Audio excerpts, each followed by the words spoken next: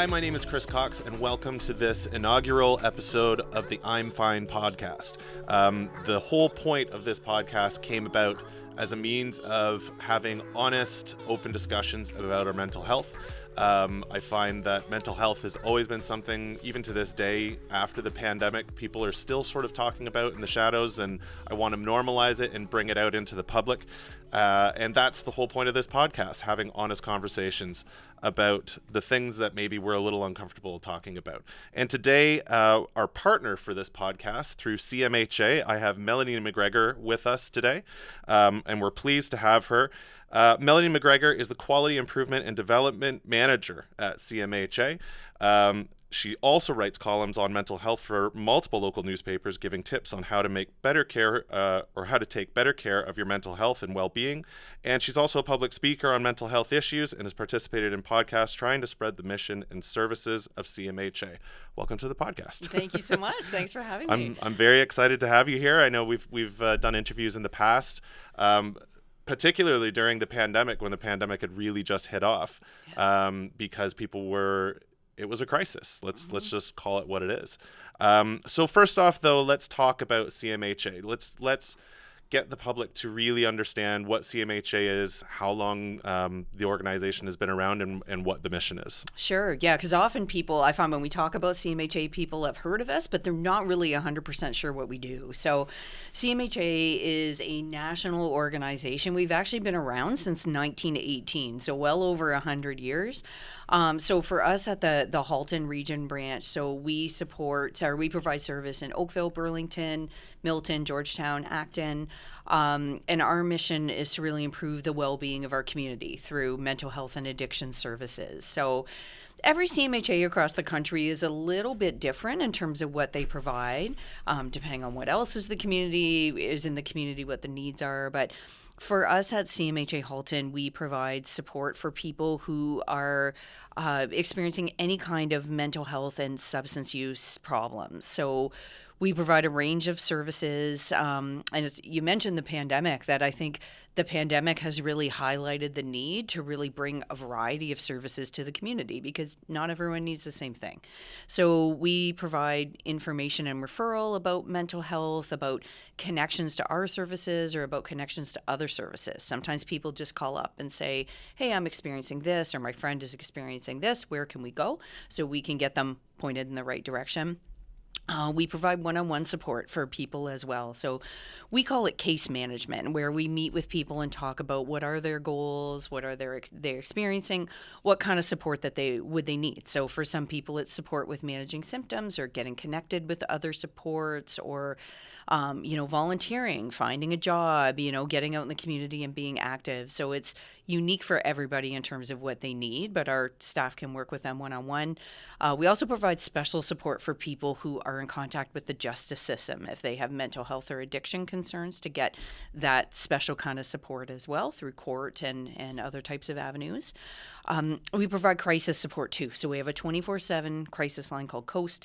We provide some mobile crisis support as well, and also some one-on-one support when people are experiencing crisis and again need those additional connections or need to talk about what they need or what's going to help keep them safe. We provide some treatment services. So we do free calling counseling, we do psychotherapy programs, we have some group programs as well to help people learn coping skills and connect with others. We provide education. So I do presentations, and we've other staff as well that will present to groups and workplaces, and we do some courses about mental health. So we offer mental health first aid and suicide intervention skills training. We have an excellent peer support program as well, where we have people who themselves have lived experience with mental health or addictions, provide weekly groups and one-on-one support for that. It's a different way of providing support and a different kind of connection that can be extremely helpful. Just making connections with people really is what we do, finding out what does each unique person need and what is it that we can offer to make that difference and hopefully get them pointed in the right direction and connected as they need to be. Now, it's a ton of services. Mm-hmm. So in knowing as well, I've come across lots of folks in my own journeys and my own how would I put it? My own development with a mental health disorder myself. People tend to now come to me and ask, where did you find help? So where do people start? Because it's a voluntary organization, so it's a non-for-profit. Yes. So it doesn't cost the patient or the client anything to access those services. Yes, absolutely. The only thing that we have cost for are for the courses that we offer, but any of our support services, they're absolutely free. And sometimes, the question, where do people start? That's sometimes the biggest question that people have when they realize something's going on, either with me or someone in my life. I need to get support. Where do I start? Because it's at a time maybe when you're struggling, you're not able to focus. Now you're trying to figure out what is out there and what is the best place for me. Now, not everybody is going to need the same kind of support. There are lots of options out there, but we just help you look. If you're not sure where to start with us. Take a look at our website or give us a call, and our door is never going to be the wrong door. If we don't have maybe the service that's best for you, we can help get you connected with what is. So, if someone's struggling, just take that first step. Just reach out, and you don't have to know what you need. You don't have to know exactly what it is that you're experiencing. Just talk to us, and we'll do what we can to get you connected. Now, if somebody, I know with myself not knowing where to start before I was first diagnosed, just knowing I had a problem, would you say that people should try to get themselves diagnosed to go and talk to their family doctor first, or second, even after talking to you, just to get that diagnosis? Because I know particularly anxiety and depression is a little bit misunderstood, I think, because it's so common. Or maybe even just more commonly spoken about. But would you recommend, talking to your doctor and just... Yeah, that's a really great support to start with, because not everyone who's experiencing something mental health wise is necessarily going to get a diagnosis in the end. But that's where that professional maybe will know what are the questions to ask. We're not just talking about, often what happens is people go to their family doctor and say, I'm not sleeping well, I have headaches, my appetite has changed, but maybe they don't share about, this is also how I'm feeling. These are the thoughts that I'm having that maybe may create that picture around what is going on mental health wise. Sometimes we'll talk about that physical stuff and not anything else. By the same token, our mental health and our physical health work together. So often those symptoms of certain things may look like other things. There's a whole lot going on. But yes, a visit to a family doctor is also a really great place to start.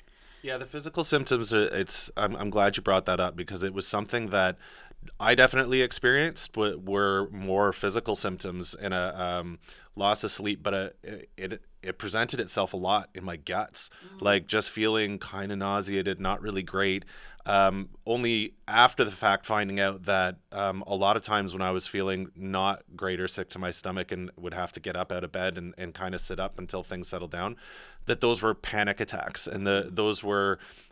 I couldn't even now, I can't even really qualify or quantify what it was that was going through my head, but it was mental, because after I got diagnosed and took care of it, I sleep great now. You know what I mean? Like, get a good night's rest. There's a lot of things that physically I don't suffer with as much. Like, I used to think I had IBS or I'd have some sort of a stomach issue. And then, of course, being an anxious person, having an anxiety disorder, my head's racing, thinking, what if I have something worse? So, yeah, I think that's a really, really important thing, that it's not necessarily your thoughts. It's linked to everything else, right? Absolutely. So let's demystify for folks who might be struggling quietly on their own, those first steps. I know from my own experience, taking the first step was the hardest thing. It was admitting that I had a problem, or admitting that I needed help. And then there was a lot of fear, as like, what am I going to experience? What are they going to ask me? What does therapy look like? So let's demystify that. When people call CMHA with a problem, what can they expect? Mm-hmm. Yeah, and I think you're not alone. And thank you for sharing that, to say that, that first step is tough, because what is this going to mean? What are they going to ask me? What am I going to say? Am I going to be able to work? People have a whole range of questions when they first reach out for support. And we definitely heard a lot of that during the pandemic, because there were people reaching out saying, I've never struggled with my mental health before. I didn't know what was out there. I didn't know what it was going to be like. So, I think the first thing to let people know about CMHA is that we're community based. Sometimes people will walk into our office and look around and say, wow, this isn't a hospital. This isn't what I expected. We're there to talk about what you're feeling. So, the first thing we'll ask about is, what was it that made you call? What are you feeling? What is life looking like these days? What is it that you are looking for? Do you want to sleep better? Like you said, do you want your relationships to be better? What is it that is going to be helpful for you? And also find out a little bit about kind of what is your day-to-day life like. What are the things maybe that you're struggling with because of your experiencing, what you're experiencing, not just what you're struggling with, but what are some things that are going well? What are some strengths that you have as well, that maybe we can build on? And then often we'll start with sharing some options for, we've got calling counseling, or there's this program, or maybe this might be helpful. So it's really trying to find out what is meaningful for that person. Do they prefer more group programs? Is it more one-on-one kind of stuff? So I would say it's looking at what are the impacts, what is the person experiencing, what are the impacts, and what are some things that maybe might be the best fit for them. Now, it's always going to be a collaborative process. We don't say to someone, oh, you have to do this, and that's the only option. It's really exploring with people what are the options out there, and maybe giving it a try and reaching out. But we've had that experience where people have reached out for the first time, and they're really nervous, and they're scared, they don't know what to expect. And so we really want to make that first outreach a really positive one and help people feel some hope and optimism for the next steps. Mm-hmm. I would say too, for folks who might be early on in their diagnosis or suffering, or haven't been diagnosed and are suffering on their own, that dealing or trying to improve your mental health is a process as well. Mm-hmm. It's not, we've got to get away from, I think as a society, we've got to get away from the idea of, I'm going to take a pill and it's going to be better. Mm-hmm. Right. And even when I started on medication, it was sort of like, oh, people would say, oh, you're taking your happy pills. And it's like, mm-hmm. Yeah, but it doesn't go away. Yeah. Right. Like it helps, it takes the edge off, but you still really have to work at it. Oh, absolutely. Yep. Recovery is work. It's not just, oh, like you said, I'm going to take the pill and wow, the next day I feel perfect. There's different supports or different, tools will be helpful for different people. So maybe medication is part of it, but then it's also, hey, I'm going to pay attention to my sleep or my diet, or I'm going to meditate, or I'm going to exercise, whatever it is. So it's not a one size fits all. Mm-hmm. And I think if people are reaching out for the first time, sometimes we're so eager for what is that quick fix. I really want to feel better, and I want to feel better now. And it's realizing that sometimes this is a journey, and sometimes it's small steps along the way that make a difference. But it's always trying to keep that hope about what is going to be, what's the next right thing, what's the next good thing that is going to make a difference for you. Yeah, and mind the pun, but I think that for a lot of folks, that's a tough pill to swallow. Yeah, right? Absolutely. You kind of have to take control of your own health. You have to, because it's really on you. I mean, I know I'd been through therapy through, thank goodness, my company has an EAP program, and it's the service that they provide is great, but I've been through it a few times now talking to a therapist, and it's I know what it doesn't work for me in the sense of talking one-on-one, because it feels a little bit repetitive, and it feels a little bit, whereas like I think a group setting for me works better, because now I'm hearing from other folks, I'm getting different perspectives, and I find that's more helpful for me specifically. Yeah. But it's the thought of is like there's a ton of stuff that you can do, and you kind of have to make the decision for yourself.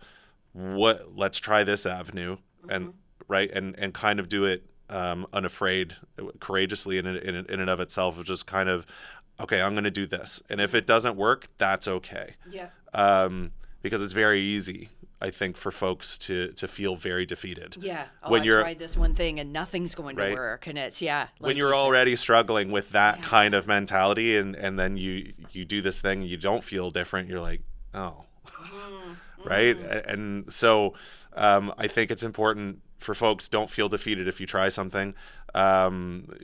Try anything. Go and try, therapy. Cognitive behavioral therapy works. It's great. There's tons of books on it. There's even podcasts on it. And I encourage folks to go and listen to those because they are free. You listen to it in your car. You get good tips.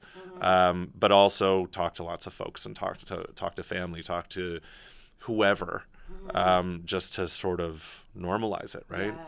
It's making those connections. That's why I know I mentioned our peer support program, and that's sometimes what's helpful is for people to say, hey, I tried this and it was helpful for me. Do you think this might be helpful for you? And just because it was helpful for one person doesn't mean it's helpful for everybody, but it at least gives some options. Okay, what are some next steps? What are some things that I can try? Right. Okay, great. So we're going to take a quick break, but just so folks know, and I'll mention it again in the other sections of the podcast, https://halton.cmha.ca is the website that you can go look at. That's for our local folks. Obviously, you can go to cmha.ca just for the general website. And there's a ton of information on there. There's a ton of resources and links and things for you to check out. So I encourage you to go and check that out. So we'll take a quick break and then we'll come back and maybe talk a little bit about your own process because you're an anxiety sufferer like myself. And we'll have a discussion about that. Yeah, sounds great. All right, we'll be right back.